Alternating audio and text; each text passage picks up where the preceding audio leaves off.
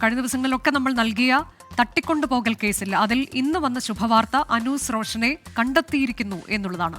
മൈസൂരുവിലെ രഹസ്യ കേന്ദ്രത്തിലായിരുന്നു അനൂസിനെ പാർപ്പിച്ചിരുന്നത് എന്നും പോലീസിന്റെ പിടിയിലാകുമെന്ന് ഭയന്ന് സംഘം പാലക്കാട്ട് ഇറങ്ങിയെന്നും ഡിവൈഎസ്പി സുഷീർ പറഞ്ഞു. അനൂസിനെ തട്ടിക്കൊണ്ടുപോയ സംഘം മൈസൂരുവിൽ നിന്ന് ടാക്സിയിൽ കയറ്റിവിടുകയായിരുന്നു. സംഭവത്തിൽ ടാക്സി ഡ്രൈവറെ പോലീസ് കസ്റ്റഡിയിലെടുത്തു.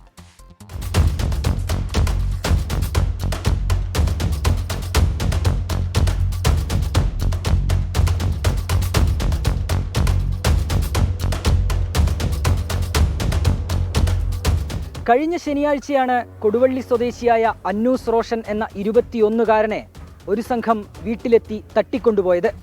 മുഖംമൂടി ധരിച്ച് കയ്യിൽ ആയുധങ്ങളുമായി എത്തിയ 7-അംഗ സംഘം അന്നൂസ് റോഷനെ ബലമായി കാറിൽ കയറ്റി സ്ഥലം വിടുകയായിരുന്നു. പിന്നാലെ കുടുംബം നൽകിയ പരാതിയിൽ പോലീസ് കേസെടുത്ത് അന്വേഷണം ആരംഭിച്ചു.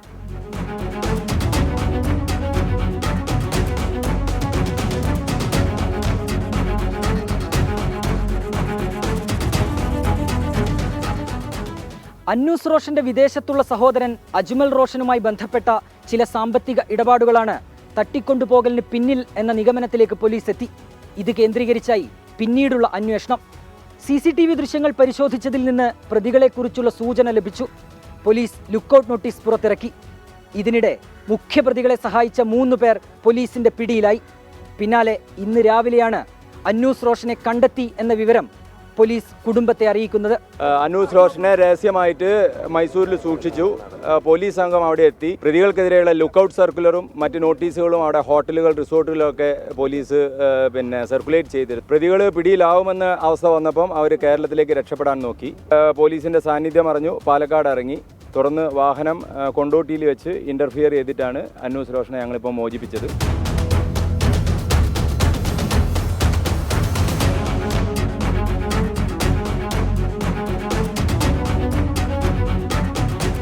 DSP സാറെ വിളിച്ചെന്നെ പറഞ്ഞ മകനെ കിട്ടിയിട്ടുണ്ട്, ഞാൻ മകൻ്റെ അടുത്ത് കൊടുക്കാമെന്ന് പറഞ്ഞു. സുഖമാണോ, കുഴപ്പമൊന്നുമില്ലല്ലോ. ഇല്ല, അവൻ്റെ സംസാരത്തിലൊക്കെ അവന് വളരെ ഹാപ്പിയാണ്, കുഴപ്പമൊന്നുമില്ല, ഒരാവശ്യതയോ പ്രശ്നങ്ങളോ ഒന്നും തോന്നുന്നില്ല. ബാക്കി എന്താ കാര്യങ്ങളൊന്നും നമുക്കറിയില്ല. പോലീസ് അന്വേഷണത്തെ കണ്ടെത്തിയ കാര്യങ്ങൾ പോലീസ് വിശദീകരിക്കും. തട്ടിക്കൊണ്ടുപോകലും തിരികെ കൊണ്ടുവിടലും ഒന്നും കൊടുവള്ളിയിൽ പുതിയ സംഭവമല്ല. അന്നൂസ് റോഷനെ തട്ടിക്കൊണ്ടുപോയതിന് പിന്നിലെ യഥാർത്ഥ കാരണം എന്ത് എന്നാണ് ഇനി അറിയേണ്ടത്.